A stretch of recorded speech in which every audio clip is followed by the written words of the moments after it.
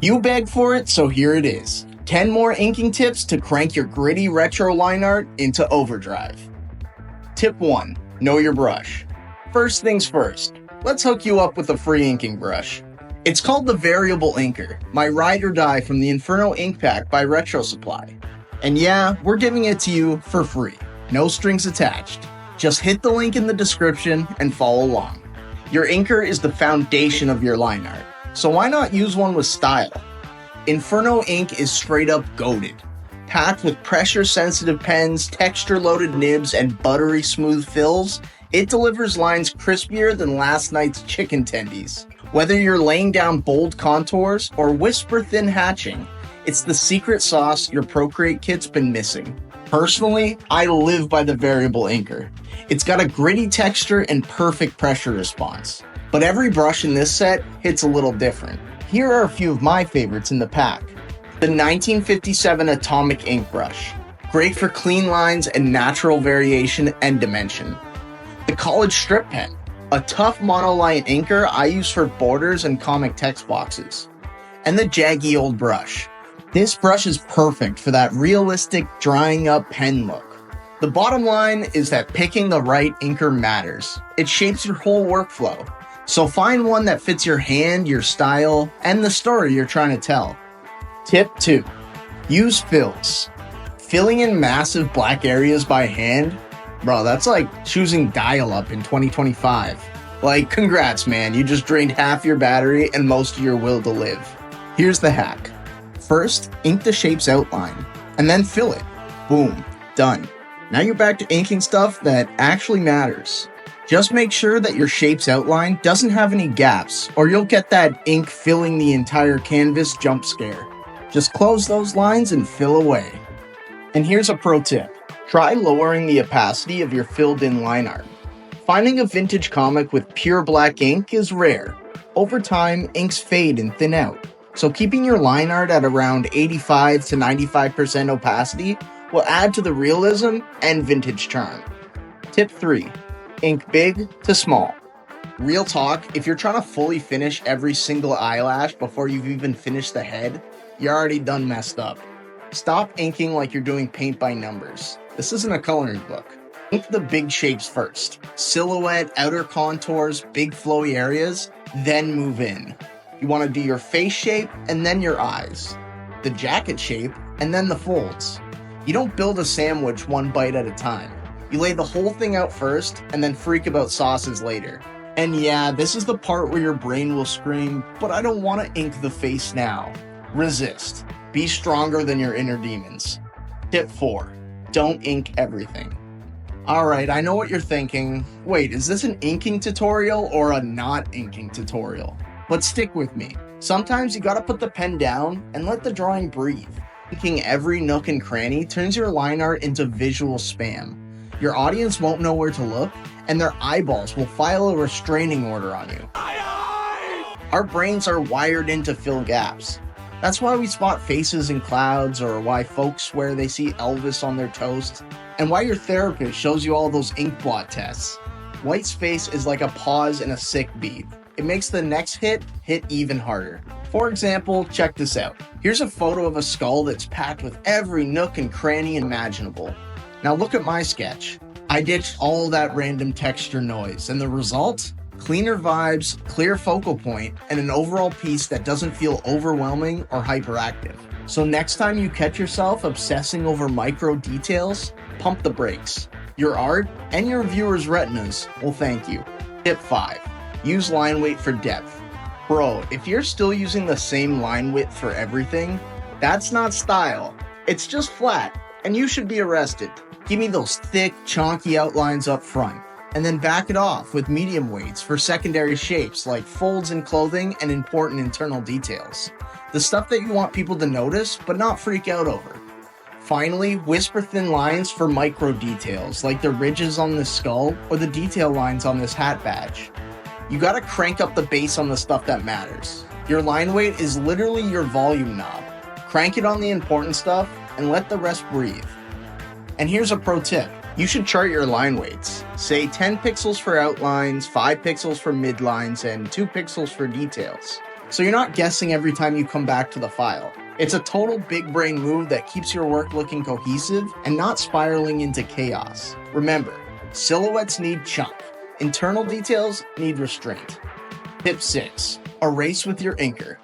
If you're inking with some nice textured pen and erasing with the default soft round, I'm judging you and your ancestors. Use the same brush to erase that you use to ink. It keeps the texture consistent. For example, after I filled these areas of black in, I'll go in with the variable inker as my eraser and carve out a few sections for highlights. I can also use this trick to fix any mistakes I made with my lines. That way, any additions or fixes will blend naturally with the rest of my strokes. And here's a little bonus tip. In Procreate, just hold the eraser icon and it will auto-match to your brush. Do this every time. It's a tiny thing that makes a huge difference. Tip 7. Feathering. Alright, you brainiacs. Shading a cube is easy, right? You just hit up the side away from the light with some punchy blacks and suddenly it looks 3D. But that's not going to work on anything with curves. There's no straight sides to define. That's where feathering comes in. It's basically stacking lines that go from fat to skinny to show how light wraps around a curve. In my skull sketch, I'm feathering along the side of the head and the cheekbones, so you see that form actually pop. I really want to sell that curve. See how the line starts chunky and then fades out? So next time you're drawing a ball, a skull, or anything that's not a box, press hard on the start of each line and ease off at the end, and let those curves fly. Tip 8. Color your lines. Black lines are cool, OG status, never going out of style. But sometimes you need a pinch of spice in your life. Slap an alpha lock on your inks, select a new color, and then fill it manually. Or hit fill layer and watch the magic happen. Using pure black for your inks can sometimes make them feel flat or overly digital.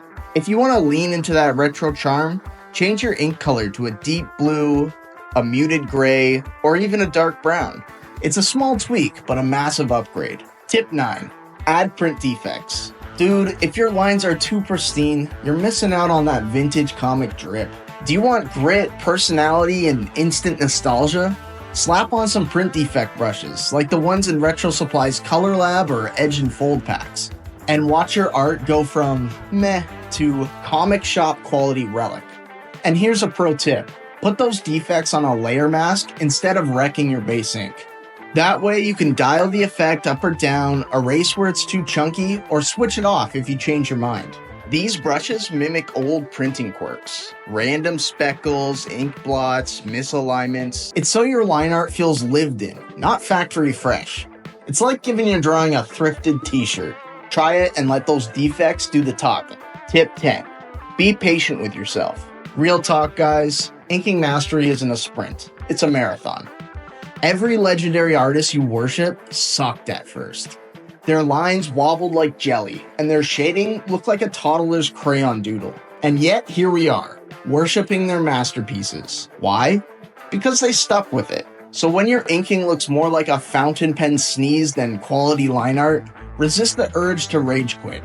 Take a breath, scroll some memes, and then dive back in. Remember, every messy line is just practice on the way to popping off. And on that note, let's see me put my money where my mouth is and finish off this drawing. In addition to the amazing inkers from Inferno Ink, I'll also be using Color Lab to add those sweet vintage halftones. Let's roll the time lapse.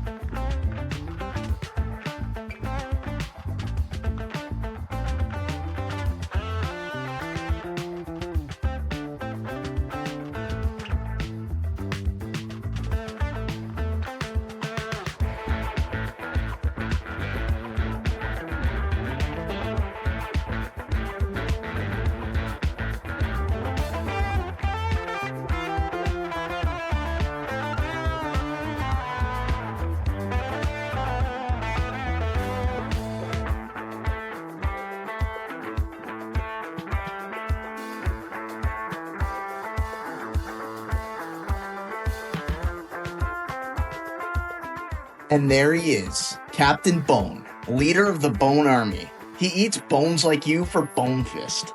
This dude was inked using these 10 tips, and if you follow them too, your line art's gonna look a lot cleaner, more professional, and way less cursed. And if this video helped level your inking game up even a little bit, smack that like button, guys, hit subscribe, and ring that bell. For real, you don't want to miss what's next. And don't forget to grab that free inker I talked about earlier. I mean, it's free, don't be dumb. And if you want the full pack, click the link in the description. Head to RetroSupply.co, grab the Inferno ink pack for your favorite software, and toss that puppy in your cart. So go dive into those brushes and ink something. Or go outside and touch grass. Your call. Happy creating.